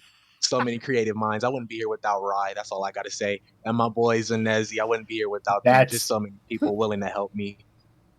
So all I gotta say is the new goal is next year I want you guys to be like, this guy tells good ass stories. Fuck winning and losing. So and then, for all the people that want to join, fuck winning and losing. Just do a good story and people are gonna rock with you. How come I don't get any fucking props, you son of a bitch? I did. You took me out of that hellhole and brought me here. Good. Yeah, we're the #1 virtual wrestling federation. Number one. Hey, I have a take. Period. What's your take, Jake? I have a take. Get fucked, nerd. Devin Flash is the gold version of Hanzo Yamashita. Yeah. He came from Quick Play Hell and then learned what it meant to like feel and do stories and like collaborate and have fun. And he actually was like, yeah, this shit's my jam. Hanzo left. So, and then sorry, I just Hanzo. gotta maintain that Rise initiative for his Riot universe to just grab rookies and be like, yo, I'm gonna help you. That's something big. Bruh. I just gotta give big props to Riot, man. That is some big ahead shit of the right curve. There. Bash and Riot, 5 years from now when this thing is going, we're gonna be like, yo, these two have been doing a lot. What I can't wait Jay for. and I are gonna be calling Lucian 23 Devin and Rivon main event. We're gonna be like, can you imagine? No, you know it's gonna be funny when we're in the chat, when we're in the Discord, and it's like Devin and like Bash, and they're like cursing at some new rookie, trying to like fighting like Jinx, like fuck that rookie, or fuck. And just one more shout out to Pew. Shout out to Pew. Oh, word. Shout out to Pew. Why? Shout out to Mr. Kid Ego. Why? Holding it down for us, booking us. We appreciate it. Fuck him. He's the man. No, he fuck is. him. We love him. Yeah, we love him. Tradition, man. He's the most annoying, fucking irritating he's shit not I've ever met. But golly, he's great. It's not that annoying. Goddamn. He is. No, he is. He is the fucking worst and best person I've ever met. Worst and best person is the great compliment. He is. Yeah, exactly. He is everything I want to be and everything I don't. Everything I hate. Speaking of hate, fuck that guy. Now we have now it's time for the elderly session, and you can, I guess y'all can hang out because we're wrapping things up. So we're on like the final stretch. The elderly came back. Are we?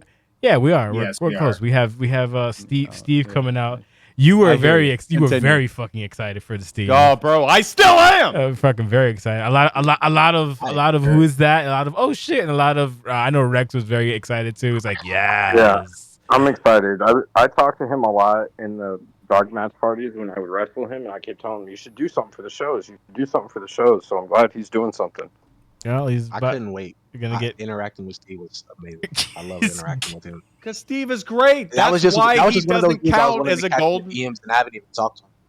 You damn right. Listen to this. Look, this dude just got promoted. He knows what's up. Jay could not stop trying to prompt me. He was like, "Oh, you're gonna talk shit about this guy? Oh, here's another legend. You're gonna talk shit about him, bro." I'm a legend at this point. Don't fucking talk to me about this. This dude from 15 years ago is one of the only people of his era to show the level of initiative he did. He didn't stand out as much, but like man, don't talk to me about Steve versus look, Cody Storm. in the era, I don't want to hear it. In the era that he came from, it was very hard to stand out. There was like literally like it was fucking stack.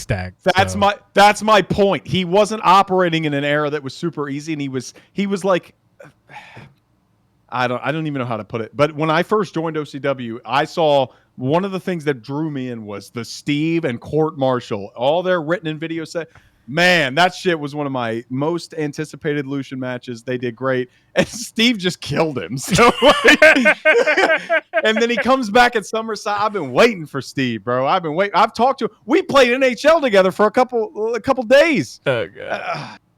You know what? All right. I'm glad you like the Steve. So yeah, so it looks like the Steve and Nate will be fighting at Lucian, and the deep lore it goes back to Rev Inc. and Top more or less. But like Steve with the "I've always hated you" was something I didn't expect because that's a deep cut. It's a very deep cut that only you got. Yeah, because fucking it was when like basically like you ever if you remember what the fuck was it? Whatever movie where the person's like, "Oh man, you ruined my life. I hate you." Blah, blah. No, it was from Mad Men, and the guy's like, "I don't think about you at all." That's like Nate to Steve. So for Steve to just fucking drop him like, "I fucking hate you."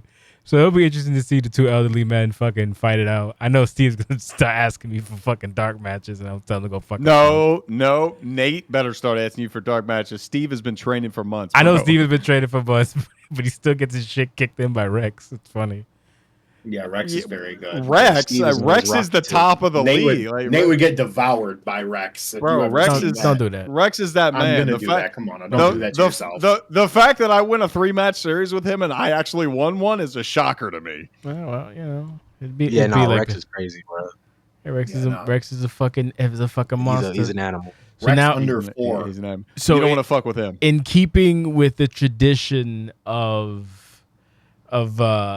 old and butt rock, we take it to the CCW. I love this. I couldn't have done this accidentally.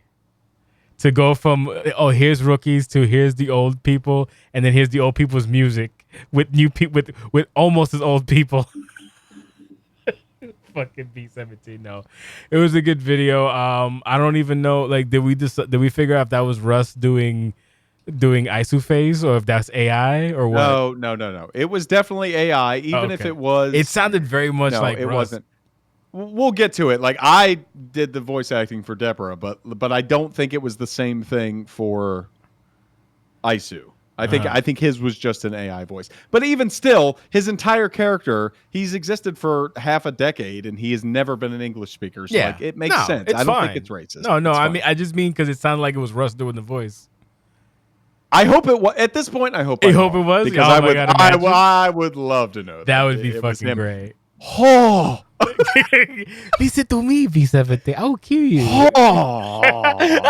Oh no. So let's see. We'll do round robin. We'll do. We've come full circle. Yeah, we'll do Brian. We'll do Brian Jordan, then Juice, then Bash, then Jay. Go ahead. Yeah, the hype package was really solid. I honestly thought this was a foregone conclusion, just because of B17's history and stipulation matches, and fucking ISU being able to just be in a submission match. That seemed like, okay, new champ. But no, B17 said no thank you. Not today. He retained again. Like, my man is B17 at Lucian with the CCW title in 2024. Man, it is 2019 all over again. Like, we're just going back in time. Disgusting time. Devin, you're new. Speak. I initially was going against B17, but I remember you telling me a story about how this guy was just he was just that guy at a point. And then I remember I did the DM with him, and I was like, okay, I could totally see why he would say this. So just looking at this, I'm like, all the odds stacked against him, I don't see why he wouldn't win this match. I just can't see why. and he proved why. He doesn't care about no specialist, and he's going to come in here, do what he needs to do as a champion, and be B17. So it was just interesting to see how he worked that out, and I just loved how that happened. Everything happened. I'm a little high, and It's okay. it was just really good watching them. Most of the people are high in this fucking chat. Bash her Watching up. when you tell me these dudes and they do their thing, I love it. Tell you, I give you the lowdown. Bash her up. Aren't we all? And now for the match, you know, the hype package, I thought that was a really nice way of putting everything together. You know, kind of the history that they've had up to this point. Now, as for the match, I thought B17 got out to an early start. I even put in my predictions when I wrote the predictions in the forum that I thought B17 kind of would rise to the occasion. You know, kind of, I might not be as good as I once was, but I'm as good once as I ever was type stuff. You know what I mean? Like, so he rose to the occasion, and he runs into Lucian season as the CCW champion. He's been champion for a while. He's had quite a few defenses since he beat Doc. Overall, I thought it was a really good match. I thought there were times where Isu might have gotten to him, but Isu never really got the arms in the way that I thought he would, you know, during the match, kind of focus on them. And B17, just like I said, went in there with a chokehold and won. Jakey Jake. I cannot tell you how much I love Devin's breakdown of this. As somebody who's a lot of high, I got to tell you right now, you are definitely among friends. But yes, I thought this is a great example of why OCW works so much as an organic function, because you could put 10 matches together, but if you don't have control of how they're going to go, it's very rare to land on a pay-per-view that has so much difference and so much uniqueness. And I think this was a great example of the 3 world title matches. One of them could have been a blowout. One of them could have been a crazy tight match. One of them could have been a dramatic storyline thing. And like, Isu got his fucking ass kicked. I don't think it's a bad thing here. First of all, I love the hype package, the uniqueness. What did Brian say earlier? I don't know that he said these words, but what he was talking about is of the spirit. Innovation breeds innovation. Like, a lot of my inspiration to do good, like better work, is from seeing shit like this, seeing shit like what Brian does. Empress, my initial motivation. You, Jay, like, that is what makes us all better and wants us to learn more skills, which is awesome. I didn't expect this dark Isu version that we have right now, especially coming off of the OCW 19 triple threat match with myself and Mad Dog.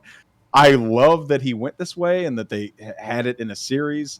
Yes, all the odds are stacked against them, but I actually think it was more impactful that B17 packed and smoked this motherfucker. He had no chance. It was never going to happen. And it ain't Lucian at B17 is not a part of the world title scene. I just found it super wild, like, because even with the stip match, like, oh shit, it's a stip match, he's not gonna do well, and that was the other thing. It was like Tyson Fury and Ngannou. Yeah, you can't. Except Ngannou won. That's exactly what that's what the odds felt like. And then watching it was like, oh, god damn it, Ngannou, what are you doing? Brian said that. Brian said that, and I wanted to mention it. Like, he was like, oh, because it was a stip match, I thought he would do worse. The stip match thing is not because he's going to play bad. It's just because he's going to make a shitty fucking match. Every match he wins them all, but they all suck. They all suck. This one didn't suck, but you know, it had its own things. I think, like, before we move on to this one, I just think that that bullying works. Because I've sat him down and told him, like, look, it's not no disrespect, but you're washed right now. Oh, I'm watching it on the entrance right now. I'm sorry, Jay. I'm going to break out here. Yeah. Adam. Fix your fucking belt. Adam, I'm watching your entrance right now. I had to fix it. You come out with the Bon Jovi theme that has a big whoa like in it. Yeah. And then you use the Cody Rhodes pyro entrance. And you don't sync them up. When Jay and I called this, the whoa happens like 4.5 seconds after the pyro hits. I was so mad about that I don't even remember the match the first time we called it. I was so fucking mad about it. If you go back and watch it now on the YouTube video, because I fixed it, the whoa happens right when he throws his arms up. Like, That pissed me the fuck off. Tell so him. Adam, that I had to mention that on the post-show pod. That's it. Yeah, that and fix your attire so it stops clipping the fucking title. But no, yes, well done. And bullying works because I told him politely that you're fucking washed right now, and he basically said, "Oh, word." He started with the Max match and then continued it to this shit. So I don't know what's the future looking like, but whoever's next, better fucking prep up. I have an idea what might be next, but holy shit, we'll see. This is the one world title that I have no idea about, honestly, and that's exciting. Like having a dominant champion coming into the thing with like real no expectations. That's cool. It's Tony. It's fucking. I would. Tony. I would love if this it's got to be not the new deal. Tony's a big deal now. 3 years after the Lucian 15 moment where he retired. Yes. Oh, my heart would explode. Oh my god. I need it. The need fucking Lucian, building new stars too. Oh my god, it's too much. We're too late. Stop making me emotional, Devin. I have a pay-per-view to watch. I know, right? We're trying. We have one match left, and we're wrapping it up. I didn't know that. So with all the work that I did today for the thing, I just wound up having this video on loop, so I could just listen to the song over and over, putting it together. Like, oh, this video makes a lot of sense. Oh yeah, no, whatever. You're good at the stuff that you do, and you don't use advanced tools, so good for you. Fucking having them both shove the scenes in was amazing. It's just stupid shit like that. Physically moving the next scene with the physicality, like it just popped that now and it made me laugh. But yeah, no, this is a great video. I loved it a lot. Again, this is another story that may have gone by the wayside. People may have not been paying attention to it. That's been in the making for a long ass time. I was bummed out about the casket, but obviously, again, if anyone's listening now, we're an online league. Right, we're actually online competitors, except we're not thirsty cheese buckets 97% of the time, unless you're Devin Flash and you're panicking in a match and all you do is an STO. Damn. But tell it how it is, King. But yeah, hey, so fuck that rookie. So basically, the way so even Ashley Moore has her debut. we have. We just throwing shade. I gotta hit somebody. God damn it! I love her though. Right. I love her though. That's what happens when you. Him and Bully, they get promoted. It's like, oh, well, now we're equals now. Now I can pop shit. But no, back to what I was saying. They weren't able to do a casket match because the game physically would not allow them to. As Jake told me, basically when they were the lights are turned off. Yeah, they're turned off, so it's pitch black. When you do casket and ambulance matches with a custom arena, they just turn the lights off. Yeah. We tried it on so many different platforms and arenas. It just the game Xbox is fucked. One, no, Xbox Series S, Xbox One, Xbox Series X, PlayStation 4, PlayStation 5. Nothing works. Good job, 2K. Quality online game. Anyway, so that's why the casket wasn't a thing. But the storying it out was very on bar for Deborah. And no, this was very much an exciting match because it did not look like Deborah looked like Deborah was in trouble. And hearing the people make. Like, I judge a match by the noise people make as it's happening, and a lot of people were making noises when Deborah was eating shit. Like, oh no, especially after what happened earlier with Quartz. Like, oh no. So and the beauty of us calling the matches, y'all can't see the timestamps. So me and Jake will ham it up when we don't have to, just to make you fucking people way more emotionally nervous or immersed or invested. Like, it'll be like kayfabe, brother. Yeah, kayfabe, brother. Come on. Yeah. Like, we're You're selling our secrets. Even the first one. Remember the first one had me, though. Like, when the match just started, I was like, oh, yeah. Someone was like, you oh, thought God, I was going to end put like this, isn't it? Because you thought I would do. I've done that to you before with the KD video at Consequence, where I submitted a 20-minute video. Yeah. And then beat KD in 5 minutes. No, oh man, and but no, someone said it on in voice chat. Oh God, it's gonna end like this, isn't it? With the roll. Yeah. Twitch doesn't see that shit. That's how you know you're doing a job. So we'll do the rookie. Well, no longer rookie. We'll do Juice, Bash, Jordan, then Jake, and we can get the fuck out of here with final thoughts, and everyone can go on to 11. I can go to sleep. Go. You're up, Devon. Great closing. As somebody who's new, seeing the history through the hype package felt really good. Well, didn't really care if the stipulation worked out or not, so I wasn't really tripping about that. They still knowing the handlers, I'm like, the match is still going to deliver regardless. So I'm glad that it did. I was heartbroken when I thought Deborah was going to go out like that, but I was like, there's no way. There's no way 200 plus days it's going to go out like this. And she's sure enough did what she had to do. And I can't wait for who's next, who wants to step up and get knocked down. Oh my god, Baz, you're up. Deborah won me like I think 35,000 hoop coins. So thanks, Jake. I appreciate that. That was very nice to me on that one. I really enjoyed the match. It was very back and forth. There were times where it really looked like Alexa was going to win. She really challenged Deborah in ways I think some of the other ladies hadn't. Prior to that, they had a real sound match. And in the end, Deborah, as I expected, she reigned supreme. The hype package for the match was good. The way that everything kind of came together, I really appreciated. And this is some real long-term storytelling. It's something that, prior to this, I kind of dove back on a little bit, and great job by all involved. Jordan, you're up.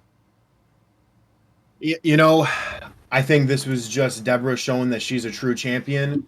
She was jet lagged on Deadly Ground, so she wasn't really present. Had to get in and get out. She wanted to show the fans that she can let people have a good time. She was never in any true danger whatsoever. Let's be real here. Casket, get out of here. We're professional wrestlers. We don't do that bullshit over here in Deborah Soto's camp. No sir. Champ camp, we don't do that.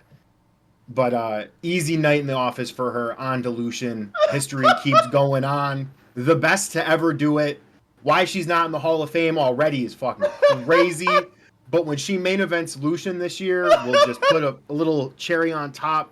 She'll retire at the top. Or maybe she'll even retire. My bad. She'll probably just go and take the Pride title, get rid of that, because we don't need a B title, you know what I'm saying? All that matters is Deborah You glazing so hard, she might as well be a honey bun.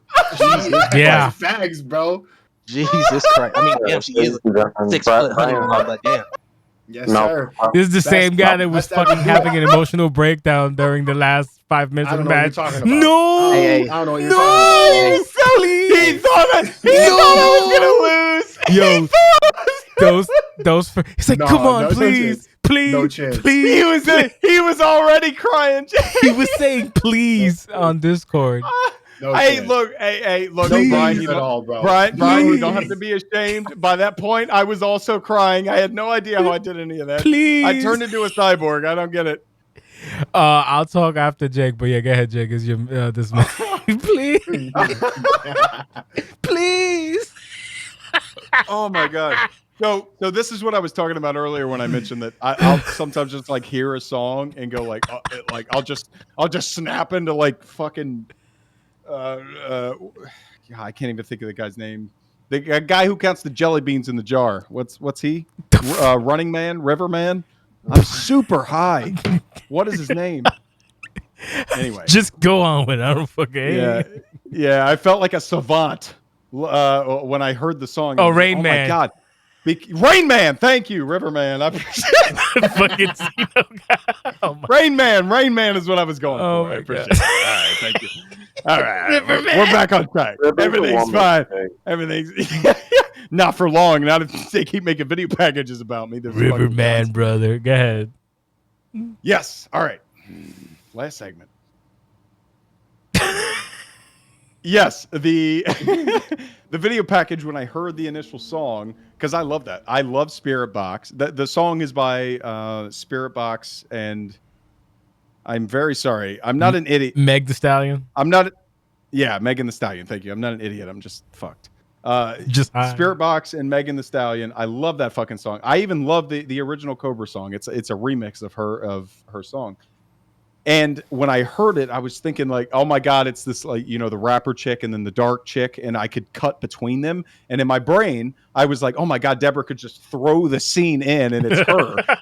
because the first part is like some dramatic shit she doesn't want to deal with, right?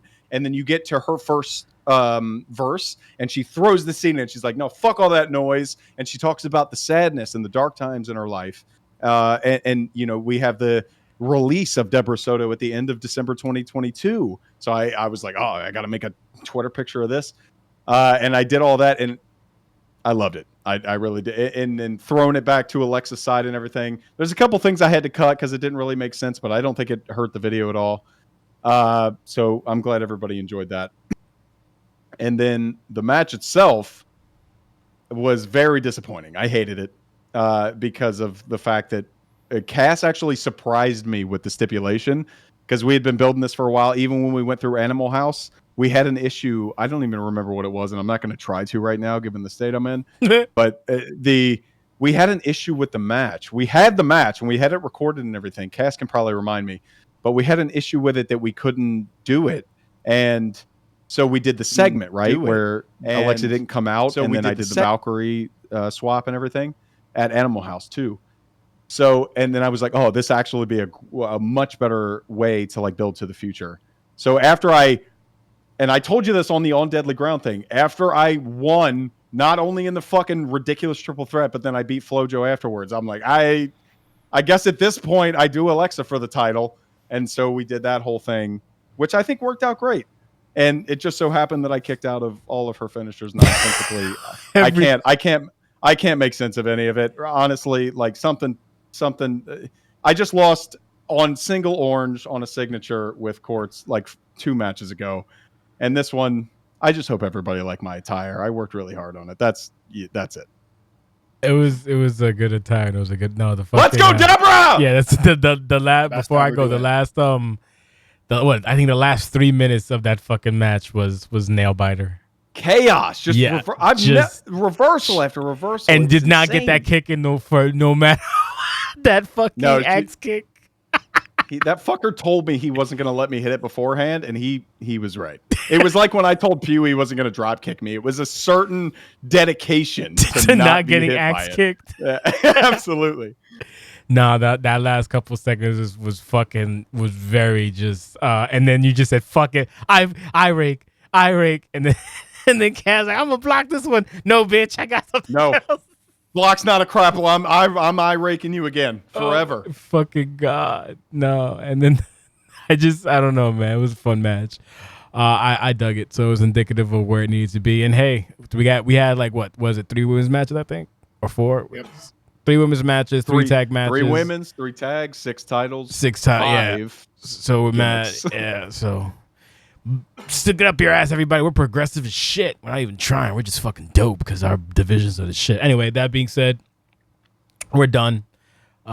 Still shorter than what I expected, or a little longer, but not by much because I added people towards the end because I want to be nice. So, closing thoughts. I'll leave Jake with the closing thoughts. So we'll do Bash, Rookie Juice, Jordan, and Jake, and then we're done. So closing thoughts. You don't never say Ricky Bash. God damn. Because he's an admin, he can just hit revoke my site status. Oh, I'm not petty like that today. I know you're not. So but take it away. You know, as far as the pay-per-view goes, I think it's a perfect lead up to Lucian pay-per-view. It starts to set the table for a lot of stories that are going to come out of it and leave some big question marks for others as to where people are going to go and what that's going to look like come July 13th and 14th. So I really enjoyed the show. All the hype packages were on point. The matches were really good, and great job, everybody. Keep bringing it. Jordan. Great show, man. Good shit. Jake, Max, all the people who did hype packages, everyone who did matches, man. Good shit, bro. Y'all are great. I'm gonna go watch Double or Nothing. Y'all stay sexual. Juice. Plain broken, Mass Effect on top, and muscle juice doesn't cause testicular shrinkage. Delicious. Jake, before you go, I hated that you shouted over the Lucian thing because I wanted you to be like, could it be? It is. You just immediately, he fucking listened to me. You're right. Your closing thoughts. Yes. My closing thoughts start with what you just brought up. Man, the Atlanta reveal made my nipples hard as a rock. I'm looking forward to it. We haven't had an East Coast resolution in over 4 years, so that'll be fun.